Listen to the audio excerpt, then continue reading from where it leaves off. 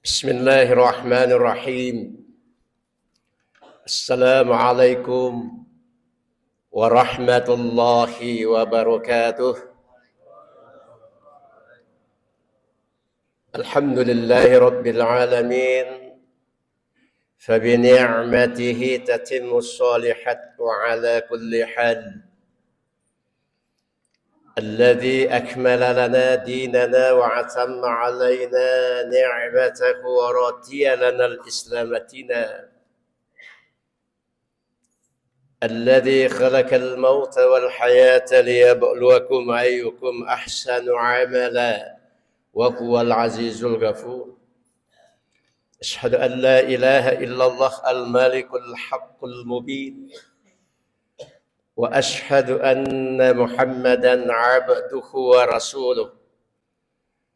اللهم صل على محمد وعلى آله وأصحابه أجمعين وبعد. وقال الله تعالى في كتابه الكريم: أعوذ بالله من الشيطان الرجيم. بسم الله الرحمن الرحيم. كنتم خير أمة أخرجت للناس تأمرون بالمعروف وتنهون عن المنكر وتؤمنون بالله ولو آمن أهل الكتاب لكان خيرا لكم منهم المؤمنون وأكثرهم الفاسقون. وقال أيضا: والله أخرجكم من بطون أمهاتكم لا تعلمون شيئا وجعل لكم السمع والأبصار والأفئدة لعلكم تشكرون. Sadaqallahul azim.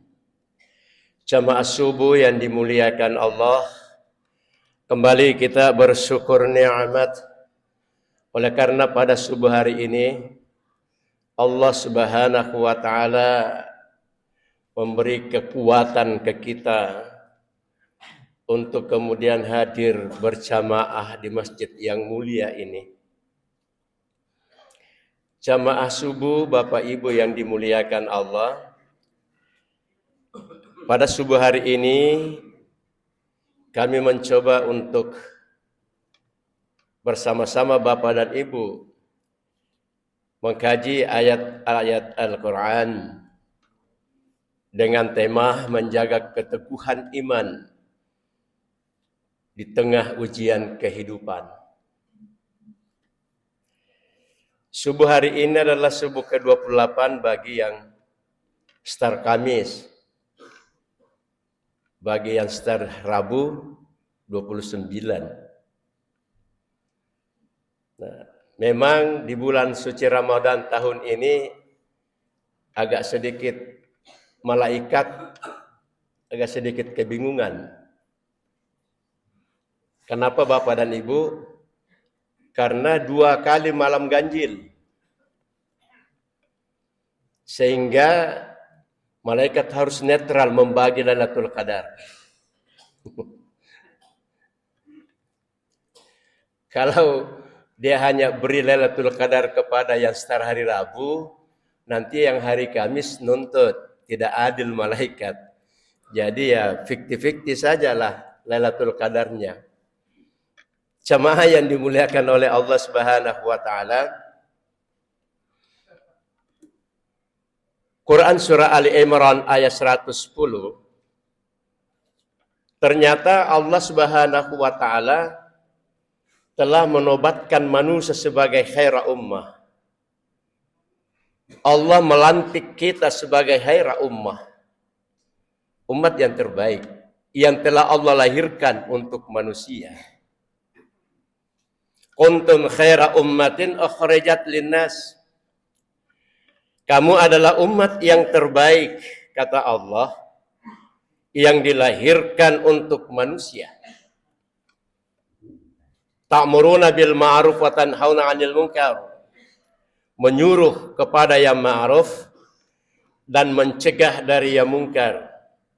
Wa tu'minuna billah, dan beriman kepada Allah. Surah Ali Imran ini merupakan ayat yang sangat istimewa Bapak dan Ibu. Kenapa? karena menyebut umat Islam itu sebagai khaira ummah, umat yang terbaik. Ketika kita membuka asbabul nuzulnya, ayat ini berdasarkan riwayat dari Ibnu Abbas. Ayat ini turun berkaitan dengan sebuah perdebatan di Madinah antara tokoh Yahudi dan sahabat-sahabat Rasulullah. Dua orang tokoh Yahudi yang diwakili oleh Malik bin Ad-Da'if dan Wahab bin Yahuda mendatangi beberapa sahabat Nabi, di antaranya Mu'az bin Jabal, Sa'ad bin Ma'as. Dalam pertemuan itu, tokoh-tokoh Yahudi itu berkata dengan nada merendahkan umat Islam saat itu. Dia mengatakan, agama kami lebih baik daripada agama yang kalian serukan itu, kata para pendeta itu. Kenapa? Karena derajat kami lebih tinggi karena status kami ahlul kitab.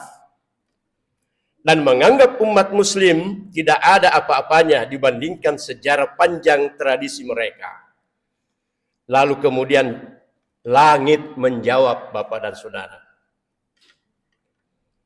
Menanggapi kesombongan para pendeta tersebut, dan untuk menguatkan mental serta identitas umat Islam yang saat itu sedang membangun peradaban di Madinah, Allah Subhanahu wa taala menurunkan ayat itu.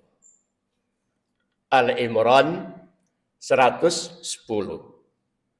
Kamu adalah umat terbaik yang dilahirkan untuk manusia karena kamu menyuruh berbuat yang ma'ruf dan mencegah dari yang mungkar dan beriman kepada Allah. Syarat mutlak. Kalau Ibnu Katsir mengatakan, khaira ummah ini itu melekat pada umatnya Muhammad. Tapi tidak instan, Bapak dan Saudara. Tetap melalui beberapa persyaratan. Ada 3 syarat kalau kita ingin menjadi umat yang terbaik, yang mesti kita lakukan dalam kehidupan kita. Yang pertama adalah ta'muruna bil ma'ruf, menyuruh berbuat baik. Menyuruh berbuat baik bukan pekerjaan ringan, Bapak dan Saudara. Apalagi kalau ketemu dengan orang-orang yang memang sedikit agak arogan. Bayangkan kumakadai agak tu mesti ngiko. Napa ini pun jadi. Yolo muka yaman refeje. Ini orang-orang arogan, kalau kita ketemu seperti ini, Pak, susah memberi. Salah satu perbuatan baik yang Rasulullah contohkan, khairukum man ta'allamal Qur'an wa 'allamahum. Sebaik-baik kamu, kata Nabi, adalah mengajarkan Al-Qur'an, belajar Al-Qur'an dan mengajarkan Al-Qur'an. Pertanyaannya, kira-kira Bapak dan Ibu masih ada waktu tak mau mengajar Al-Qur'an? Anak tak lagi orang lain ngajar ki. Bukan kita yang ngajar anak tak, anak orang lain. Kenapa? Boleh jadi sumber dayanya kita miliki, tapi tidak punya waktu. Atau dua-duanya kita miliki. Atau ada salah satu kita punya waktu, tapi tidak punya kompetensi untuk mengajarkan Al-Quran itu. Itu masalahnya. Lalu di mana kita? Nabi bilang, khairukum man ta'allama Al-Quran wa 'amilahum. Sebaik-baik kamu, kata Rasulullah, adalah yang belajar Quran, mengamalkan isi Al-Quran. Di sini kita. Tapi di sini pula lah kita banyak sekali jatuh, Bapak dan Saudara. Ketika Allah mengatakan, walaqad zara'na li jahannama katsiran minal jinni wal ins lahum qulubuhum la yafqahuna biha wa lahum a'yunun la yubsiruna biha wa lahum adhanun la yasma'una biha ulaika kal an'am bal hum adallun ulaika humul ghafilun. Dan Allah menjadikan manusia itu dan jin bahan baku api nerakanya Allah Ta'ala. Pertanyaannya, kenapa? Apakah tidak ada makhluk lain yang bisa jadi bahan api nerakanya Allah Ta'ala? Banyak. Ada batu, ada kayu. Kenapa hanya jin dan manusia disebut? Jawabannya Quran surah Az-Zariyat, Bapak dan Ibu. Wa ma khalaqatul jinna wal insa illa liya'buduni. Bukankah Allah mengatakan, aku ciptakan jin dan manusia untuk sujud, menyembah. Tapi dualah makhluk ini paling membangkang terhadap Allah Subhanahu wa taala. Tapi mohon ampun kepada Allah. Itulah sebabnya, Pak, kalau ada orang tidak puasa jangan kita gurki. Yang dimarahi. Salah itu, Pak, menurut saya. Kenapa? Karena Allah yang disuruh puasa orang beriman, yang tidak puasa tidak beriman, itu, Pak. Jangan kita gurki. Kalau kita tanya, kenapa kita tidak puasa? Maaf, Pak, yang puasa kan yang beriman, saya kan tidak beriman. Mau dijawab apa? Ya ayyuhalladzina amanu kutiba alaikumusiyam. Jelas itu. Diwajibkan atas kamu, hai orang-orang beriman, diwajibkan atas kamu puasa. Berarti yang wajib puasa orang beriman. Jadi kalau ada tidak puasa di luar sana, ya sudah. Orang tidak beriman itu aja, nah teguri. Taruh ria.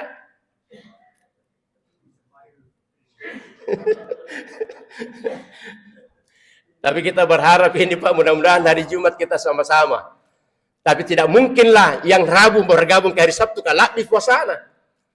Tapi kalau yang Kamis bergabung ke hari Rabu, jelas dua-duanya terpenuhi. Yang satu cukup, yang satu dicukupkan. Kan begitu rumusnya.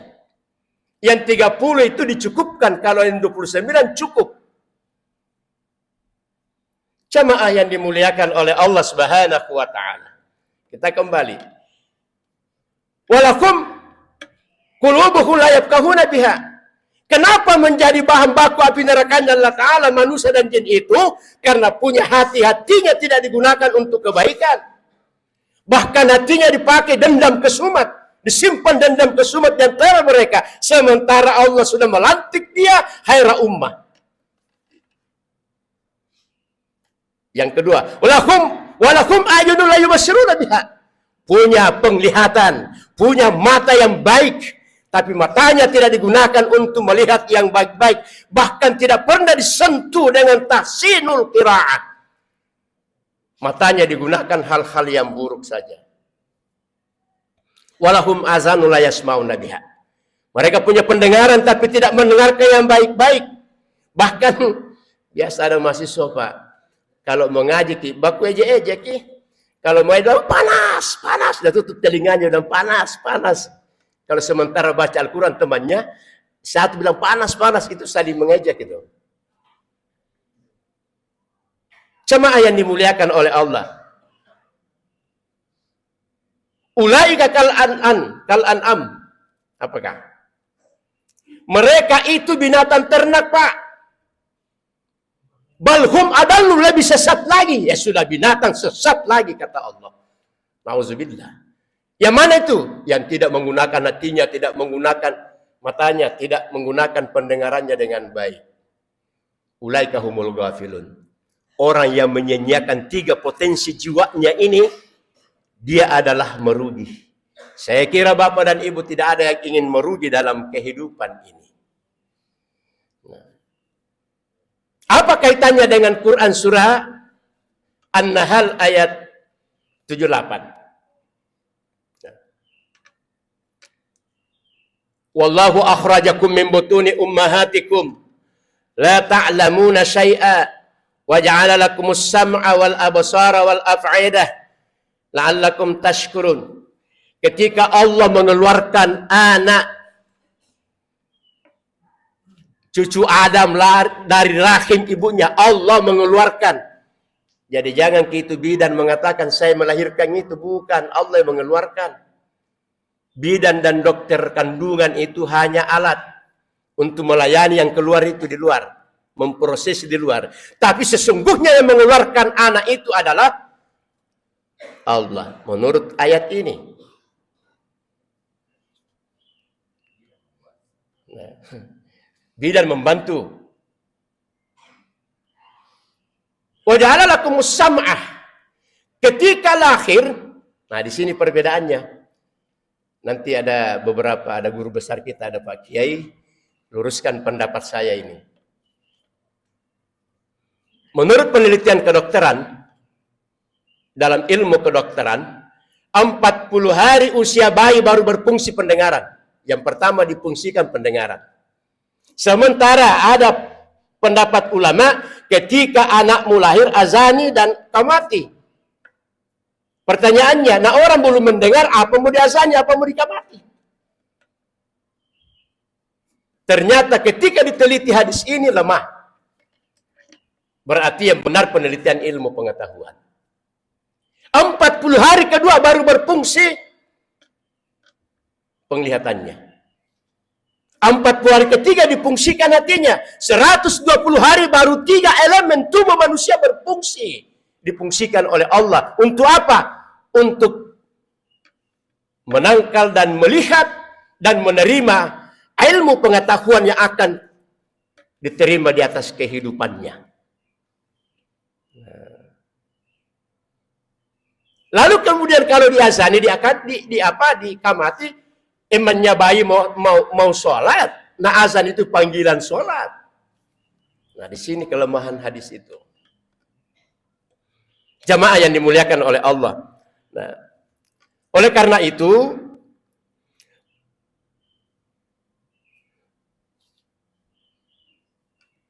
la'allakum tashkurun, agar kita bersyukur kepada Allah Subhanahu wa taala. Hadirin jamaah yang dimuliakan oleh Allah, ilmu harus melahirkan syukur. Syukur bukan hanya ucapan, tetapi penggunaan nikmat sesuai kehendak Allah. Orang yang berilmu, Bapak dan Ibu hadirin jamaah yang dimuliakan oleh Allah, tetapi tidak bersyukur, berarti dia belum memahami hakikat ilmu itu sendiri. Apa hubungannya Quran surah Ali Imran ayat 110 dengan An-Nahl 78? Sangat-sangat erat Bapak dan Saudara.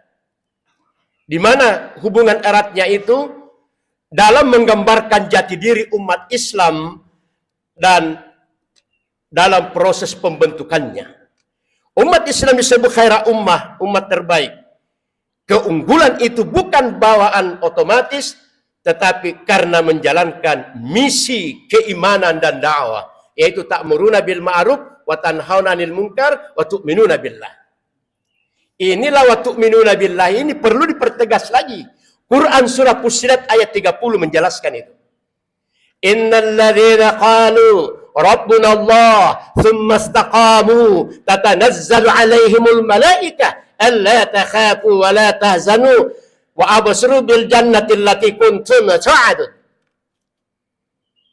Siapa saja yang menyatakan Allah Tuhannya, kemudian dia berteguh, dia meneguhkan pendiriannya, punya istiqamah beragama, tidak ikut-ikutan beragama.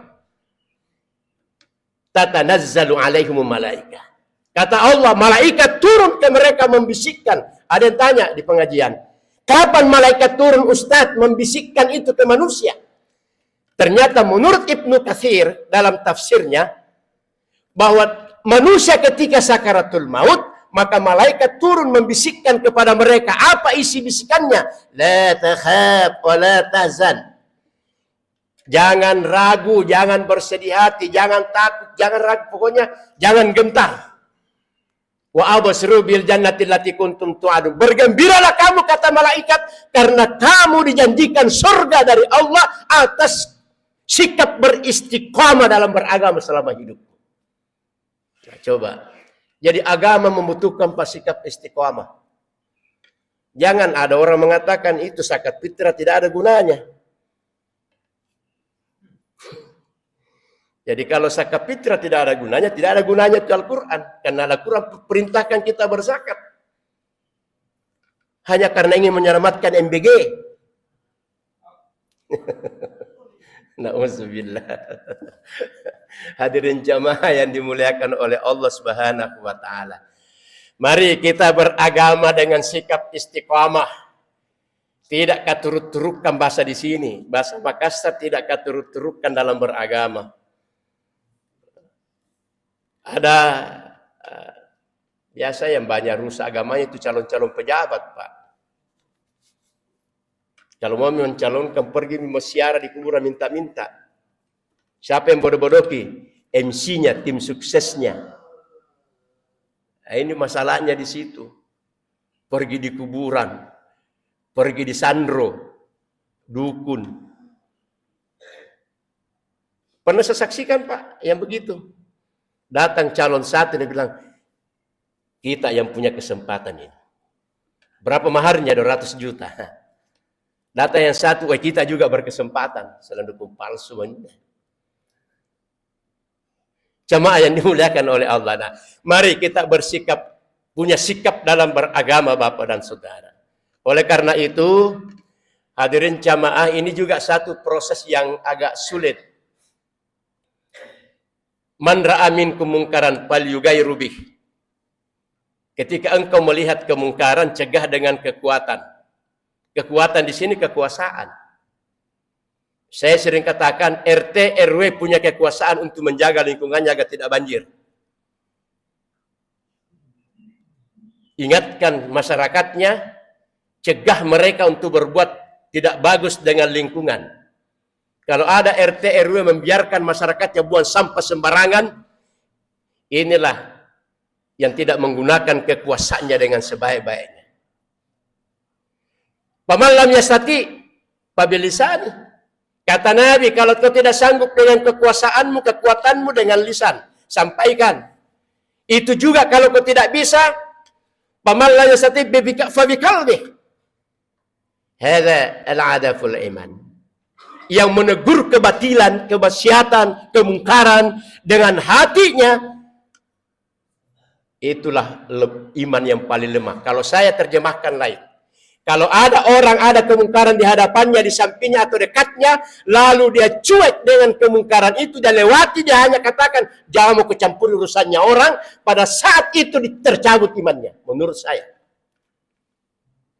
Karena membiarkan kemaksiatan itu tidak turut mencegah. Jamaah yang dimuliakan oleh Allah Subhanahu wa taala. Oleh karena itu,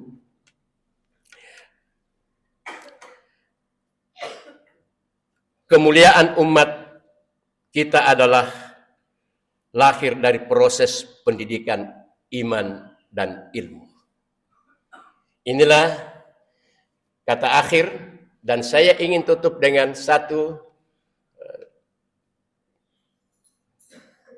Ketika Rasulullah SAW duduk bersama para sahabatnya dalam majelis agung, Nabi mengemukakan kepada sahabat, ada 3 golongan yang akan meninggal dunia dibawa ke hadapan Allah. Lalu Allah bertanya kepada mereka. Kata Nabi, golongan pertama adalah prajurit tentara. Meninggal dunia. Dibawa ke hadapan Allah. Lalu Allah bertanya kepadanya, hei fulan, ketika kamu hidup di dunia, apa profesimu? Sang prajurit menjawab, wahai Tuhanku, saya tentara. Saya prajurit. Saya berperang di medan perang membela kebenaran dan saya mati. Berani mati di garis garda depan. Karena ingin membela kebenaran. Apa jawaban Allah? Kau berdusta. Malaikat ambil orang ini masukkan ke neraka. Kau lakukan semua itu bukan karena dari dalam dirimu sendiri dan keikhlasan dengan sungguh-sungguh membela kebenaran. Tapi kau ingin mendapat julukan dari sesama manusia bahwa kau prajurit yang handal, berani mati. Yang kedua kata Rasulullah pada sahabatnya dalam majelis agung adalah orang yang gemar menuntut ilmu selama hidupnya, bahkan gemar mengaji. Kira-kira di situ penggemar menuntut ilmu ada semua di situ, profesor, doktor, pokoknya ada semua orang-orang pintar di situ. Ya, penceramah. Nah, yang duluan dihisap nanti itu penceramah.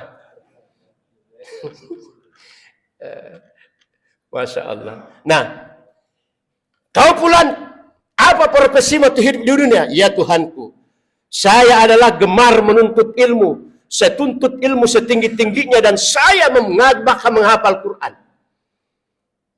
Apa jawaban Tuhan? Kau berdusta fulan. Malaikat ambil orang ini masukkan ke neraka. Kau lakukan itu semua karena ingin mendapat julukan dari sesama manusia. Kau ilmuwan yang handal. bukan dorongan keikhlasan dalam dirimu. Yang ketiga, kata Rasulullah, golongan ketiga adalah pengusaha, kontraktor. Bahkan nanti katanya ada dialog Pak antara penduduk neraka dengan penduduk surga. Tapi banyak ceritanya kalau itu. Nah, hei pulang, ketika engkau hidup di dunia, apa profesimu? Ya Allah, Tuhanku, saya orang kaya, pengusaha. Di mana-mana saya bangun masjid. Saya sekolahkan, biayai sekolah anak yatim. Bahkan saya beri makan rumah-rumah tahfiz. Apa jawaban Tuhan kepadanya?